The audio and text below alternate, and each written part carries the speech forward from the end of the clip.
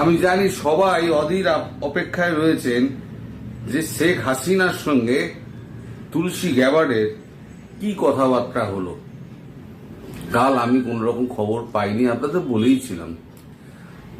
গতকাল রাত থেকে আজকে সকাল পর্যন্ত টুকরো টুকরো কিছু কথা, কিছু সংলাপ আমার কানে এসছে, যেগুলো মেলালে একটা সামগ্রিক চিত্র পাওয়া যায়।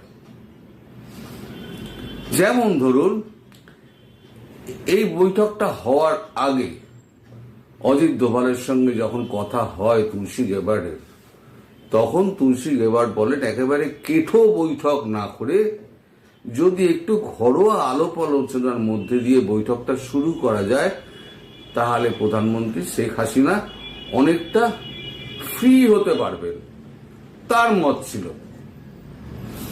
অজিত দোভাল বলেন ঠিকই আছে, কোনো অসুবিধা নেই। সেখানে উপস্থিত ছিলেন রবি সিনহা, আমাদের যিনি রয়ের যিনি চিফ ডিরেক্টর, তা তিনি টোটাল মিটিংটায় কোনো কথাবার্তাই বলেননি, শুধু মুচকি মুচকি হেসেছেন, আর কিছু বলেননি। মিটিংটা বেশ ভালো হয়েছে এবং সেই মিটিংয়ে অজিত দোভাল একবার ধমক খেয়েছেন প্রধানমন্ত্রী হাসিনার কাছে। শুনে হয়তো আপনাদের অবাক লাগবে, এটাই ঘটনা। ব্যাপারটা হয়েছে, শেখ হাসিনার সঙ্গে যখন দেখা হলো, প্রথমে কুশল বিনিময় এবং তারপরেতে একে অন্যের স্বাস্থ্যের খোঁজ খবর নেওয়া, কেমন আছেন, শরীর কি অবস্থা, ঠিকঠাক চিকিৎসা হচ্ছে কিনা আপনার, এই সমস্ত প্রাথমিক কথাবার্তার মধ্যে দিয়ে ওনাকে অনেকটা সহজ করে নেন তুলসী গ্যাবার্ড। এরপর তিনি অভিযোগ করেন, আমি শুনেছি আপনি নাকি চিকিৎসকদের কথা শোনেন না। তখন পাশে যে নার্স দাঁড়িয়েছিলেন, যিনি সেনাবাহিনীর নার্স, তিনি বলেন হ্যাঁ ঠিক বলেছেন আপনি। তখন অজিত দোভাল বলেন এক্স্যাক্টলি। তখন প্রধানমন্ত্রী হাসিনা তাকে বলেন তুমি চুপ করে দাও, সবসময় তুমি আমাকে দাবিয়ে রাখো, তুমি চুপ করো। তো তারপরে তুলসী গ্যাবার্ড তারপরে আর কোনো কথা বলেননি। অজিত দোভালও মিচকি মিচকি হাসছেন এবং রবি সিনহাও মুচকি মুচকি হাসছেন। এরপর যে সমস্ত কথাবার্তা হয় সেগুলো হচ্ছে সম্পূর্ণ কূটনৈতিক এবং এক রাষ্ট্রের সঙ্গে আর এক রাষ্ট্রের সম্পর্ক কিভাবে তৈরি হবে, কিভাবে এই রিলেশনকে আরো এগিয়ে নিয়ে যাওয়া যায়, সে সমস্ত ব্যাপারে কথাবার্তা শুরু হয়। এই কথাবার্তা যখন শুরু হচ্ছে সেই সময়তে তখন ওখানে যিনি নার্স ছিলেন তার একটা ওষুধ খাওয়ার টাইম হয়ে গেছিল, তিনি একটা এনে দিয়েছেন। উনি বললেন রেখে যাও, আমি পরে খাবো। তখন আবার তুলসী গ্যাবার্ড বললেন না, আপনি এখনই খেয়ে নিন, কারণ আপনাকে সুস্থ থাকতে হবে, আপনাকে অনেক দিন কাজ করতে হবে। আপনার দেশ ধ্বংস হয়ে গেছে, সেই দেশকে পুনর্গঠন করতে গেলে আপনাকে সুস্থ শরীরে আপনাকে দেশে ফিরতে হবে। সুতরাং ডাক্তারের পরামর্শ যা আছে সেই অনুযায়ী আপনাকে কিন্তু কাজ করতে হবে। এই যখন কথাবার্তা হচ্ছে তখন কিন্তু নার্সরা ছিলেন না, এই সময় কিন্তু ছিলেন না। তারা অনুমতি নিয়ে ঢোকেন মিটিং রুমে, আবার অনুমতি নিয়ে তারা বেরিয়ে যান।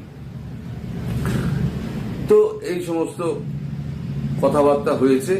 দেখুন, এই কূটনৈতিক আর যে সমস্ত কথাবার্তাগুলো হয়েছে, আর অর্থনীতি, তারপরে তো রাষ্ট্র গঠন, সেখানে কোন রাষ্ট্র কিভাবে সুবিধা দেবে না দেবে, তারপরে তো মেন কথা হচ্ছে তাকে কি করে ফেরানো হবে সেই প্ল্যান। এবং তার কাছে জানতে চাওয়া হয় যে এ ব্যাপারে আপনার কি মতামত শেখ হাসিনার কাছে জানতে চাওয়া হয়। শেখ হাসিনা বলেন, আমার মতামত তো কেউ শুনে না, আমি তো এখানে আসতে চাইনি। অজিত দোভালের দিকে তাকিয়ে উনি বলেন, ভারত সরকার আমাকে জোর করেছিল এবং সেনাপ্রধান ওয়াকারুজ্জামান আমার উপরে একটা চাপ সৃষ্টি করেছিলেন দেশ ছাড়ার জন্য, নাহলে আমি দেশ ছাড়তাম না। তুলসী গ্যাবার্ট তখন বলেন, তারপরে আপনি যদি দেশ না ছাড়তেন তাহলে আজকে আপনার কি অবস্থা হতো? তখন উনি বলেন, না, আমার বাবার যেরকম মৃত্যু হয়েছে সেরকম মৃত্যু যদি আমার হতো সেটা অনেক গর্বের মৃত্যু হতো। আমার চলে আসাটা আমার কাছে আমার ভালো লাগেনি। তখন কথা ওঠে, কে কথাটা তোলেন আমি জানি না, কথা ওঠে, তাহলে আপনি ব্যবস্থা নেননি কেন? তার মানে কি আপনার কাছে ইনফরমেশন পৌঁছানো হয়নি?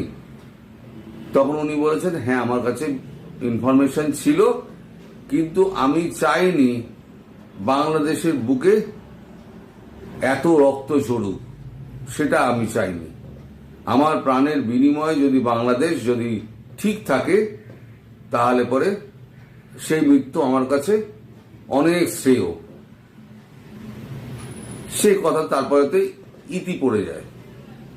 এরপরে তাকে একটা দীর্ঘ তালিকা দেওয়া হয়, তুলসী গ্যাবার্ট একটা দীর্ঘ তালিকা দেন।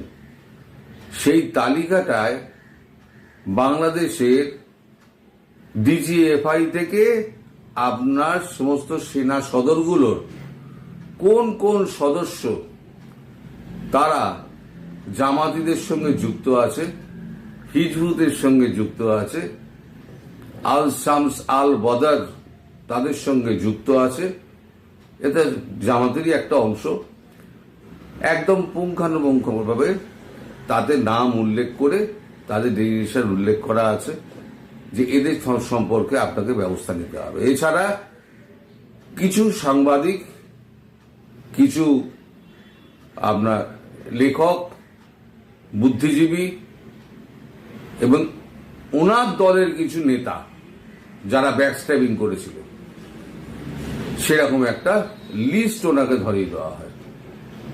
উনি পুরো লিস্টটা মনোযোগ দিয়ে পড়েন, তারপরে বলেন, আমি এদের বিরুদ্ধে আমি কড়া পদক্ষেপ নেব।